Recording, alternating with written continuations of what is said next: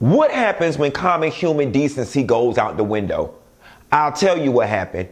You end up with this Gayle King situation. Y'all want to hear me talk about it? Here it goes.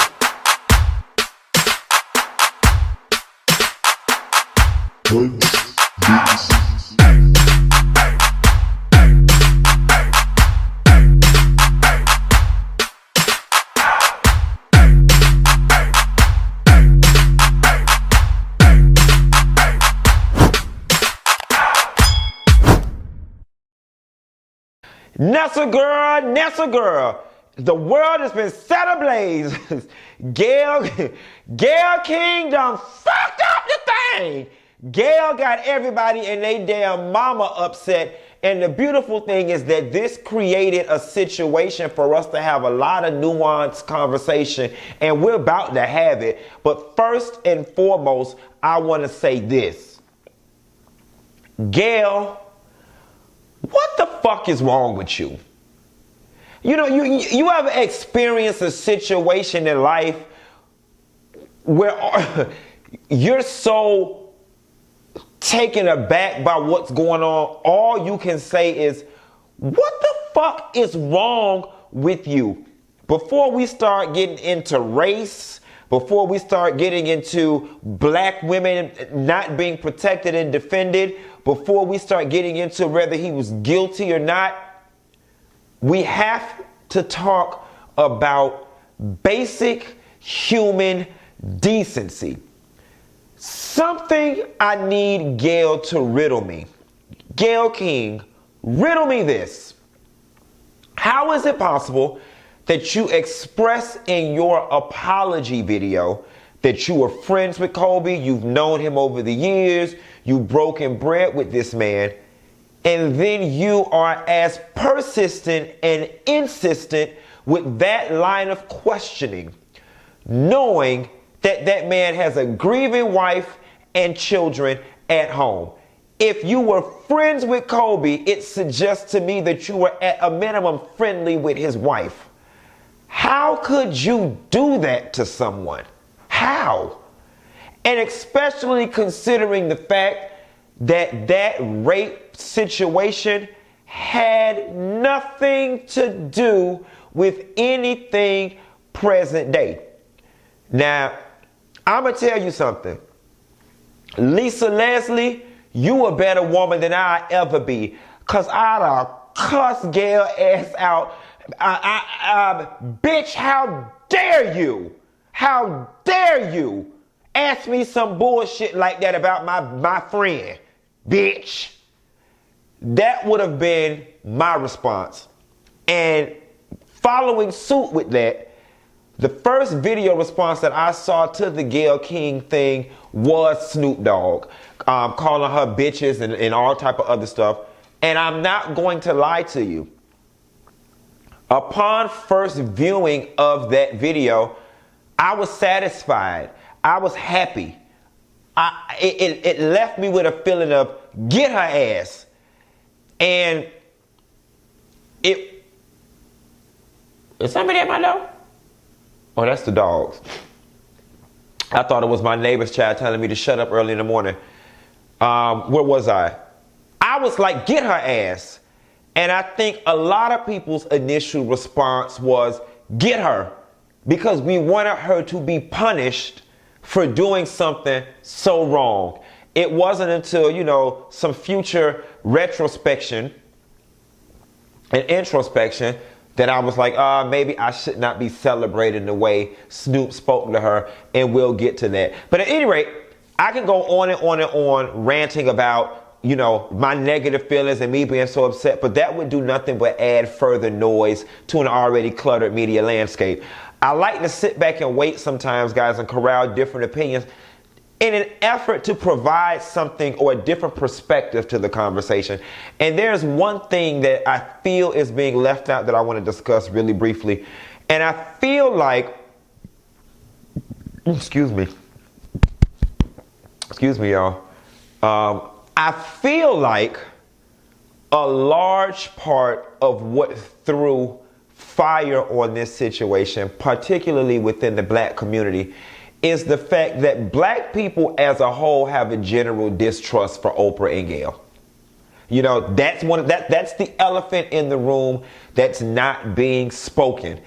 Oprah and Gayle are black like this and not like this. You know what I'm saying? Yes, they are black history. Yes, Oprah's one of the greatest, notable black people we got. She rich and she donates to black causes and she give money to Morehouse and all that type of stuff. However, let's not pretend like people have not been super critical of Oprah over the years in regards to what seems to be her lack of interest in black life.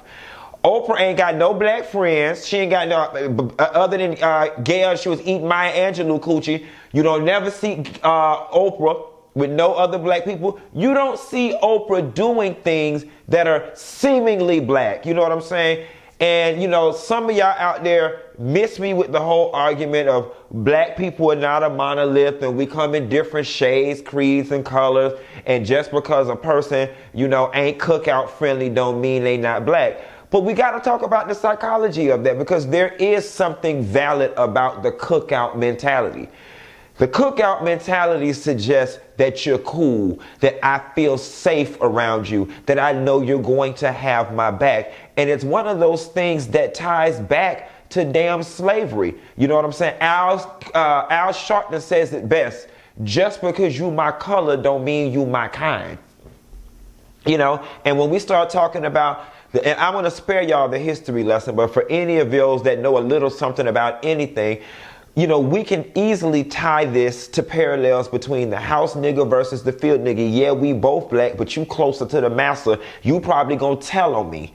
You probably going to, tell that we about to revolt. And that's what a lot of the distrust that people have for Oprah and Gayle, it comes from her close proximity to whiteness and power and the fact that she seems to distance herself from all things black. So because people have already felt this way about Oprah and Gayle, it made it much easier for them to get upset. Secondly, and this is the thing that bothers me about the damn interview, it wasn't the fact that Gayle asked the question, okay?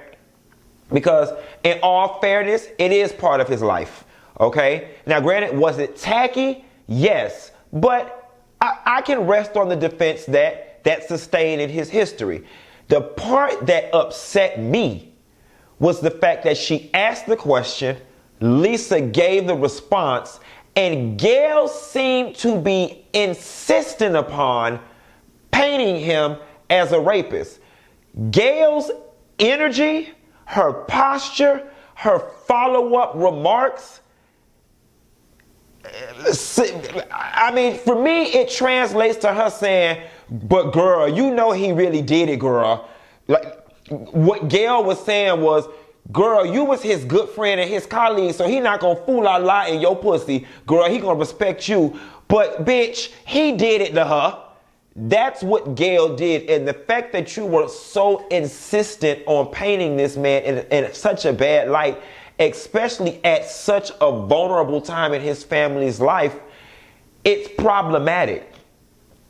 Now, all the woke folks out there, they're drawing this parallel between the fact that Oprah and Gayle got self-hate and they don't like black men and all this type of stuff. And listen, y'all, we've got to be very careful with this cancel culture and painting people with one broad stroke, and saying they don't like black men. I don't know how they feel about black men, but I do think that there is logic and reason to people questioning why it is that you are so adamant about doing a Russell Simmons documentary, or why you are so adamant, Gayle, about bringing up this rape stuff at this time, but you haven't done the same thing for the other white scumbags in Hollywood. And I'm here to answer the question for y'all. It's very simple. I think that it transcends race and has more to do about power and economics. Gayle and Oprah see Harvey Weinstein as one of them. They're part of the club. They're part of the club that seemingly all of us are working and striving to, in one way or another, to be a part of the club. And they not about to get kicked out the club doing Harvey. But see, I could do Russell Simmons because, you know, he's not powerful enough to undo anything that is the Oprah or Gayle brand.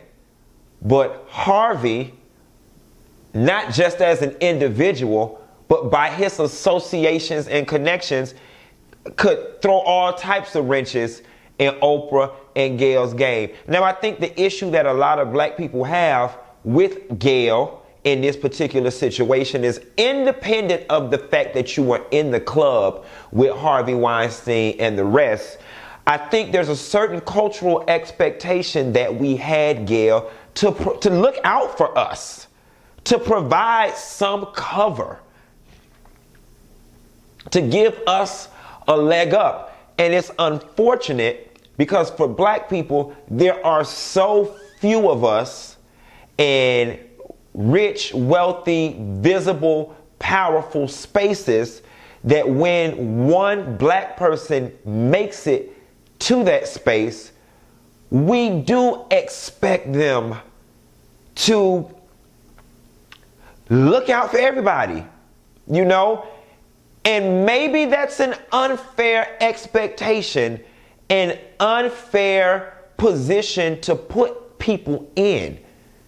Because some cultures enjoy the luxury of not having to represent for the entire culture. But unfortunately, as black people in America, that's just not our walk in life. These are the cards that we've been dealt, and we have to play them accordingly.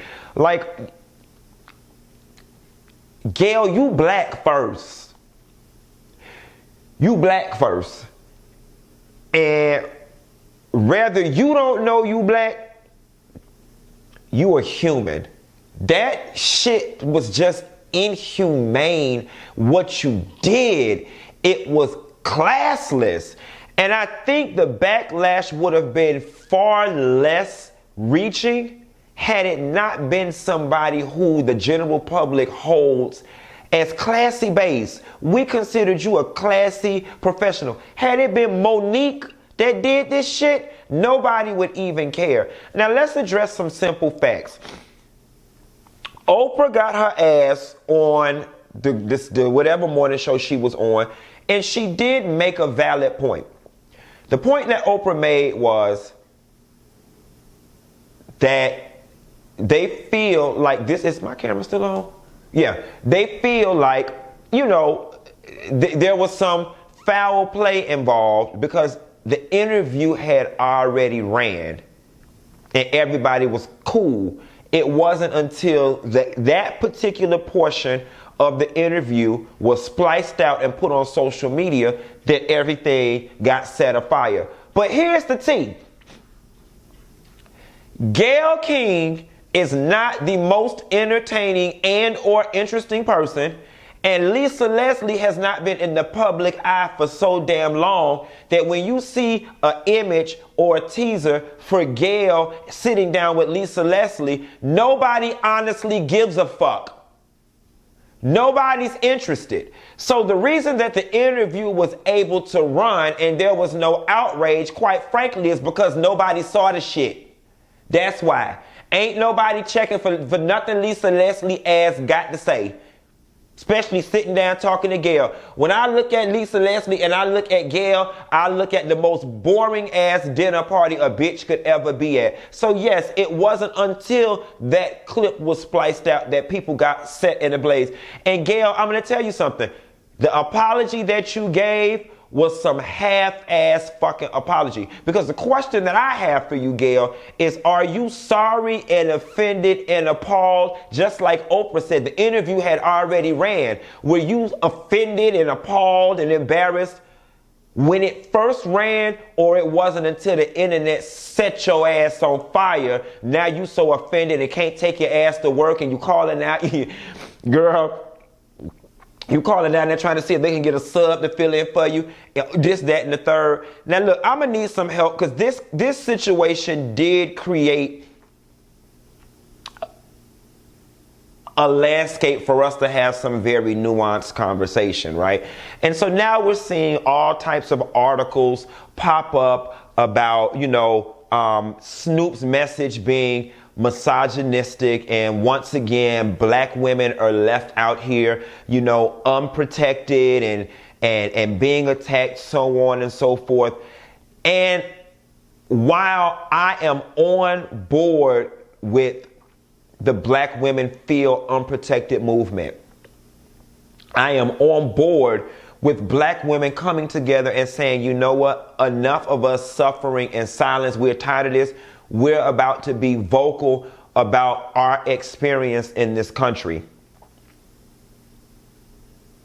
I feel like likening what Gayle King is experiencing to black women are unprotected and always getting beat up on, I feel like that is a slight reach.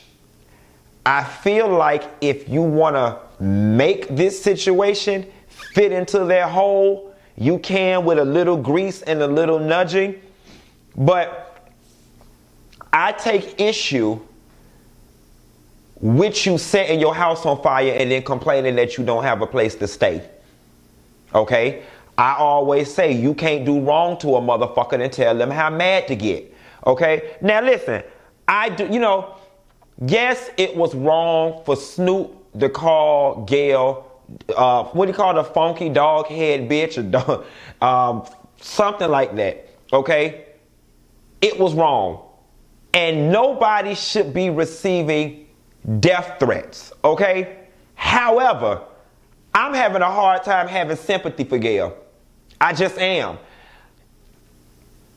I don't feel no ways tired that Gayle is at home not getting any sleep. That shit don't bother me. I'm not losing a single ounce of sleep over the fact that her ass is not getting a single ounce of sleep because you brought this on yourself by being an indecent human in that moment, okay? Now, should she be nailed to the cross forever? Absolutely not. This will blow over. And hopefully, she's not harmed too bad psychologically, because I don't think, she got security. But then the question that I have is, what about the psychological damage that you put Kobe Bryant's wife and family through? See, those are the victims in this situation. And unfortunately, Gayle's victimhood and the outrage behind all of this seems to be overshadowing the fact that the real victims have been crying for a week and are home somewhere mourning. Those are the real victims. Gayle is not the victim. I don't understand the logic behind how somebody could set the landscape for them to be victimized. Then people want to holler, they're the victim. You did this. I don't have all the answers. And I'm not saying I'm right. But the theoretical or the philosophical question that I'm posing is, what is the appropriate level of outrage for people to be able to express their anger in this situation and she still be protected? Okay, let me see if I can word that better. What's the appropriate response? What is the appropriate response that would satisfy everybody? What's the appropriate response that'll let me get this heat off my chest that I feel, but she still feel, protected? Because I don't. Everybody needs protection and everybody should be defended, but we can't create this situation where we defending bullshit. Like Gayle's ass did deserve to be cussed out. So it's the appropriate level of response that she deserved to be called a bitch, but just not by a man. Like, if Lisa Leslie would have been the one who cussed her ass the fuck out, because I'm sorry, in that moment, for this situation, Gayle's ass deserved to be cussed the fuck out. She do. She do. She do.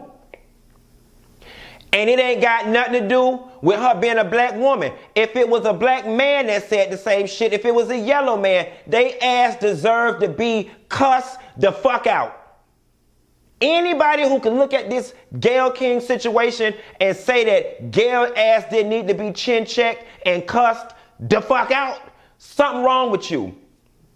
Something wrong with you. She did. And now that I think about it, you see how my tone has changed from when I started this video to now? The shit don't fuck around and upset me because it don't make no sense.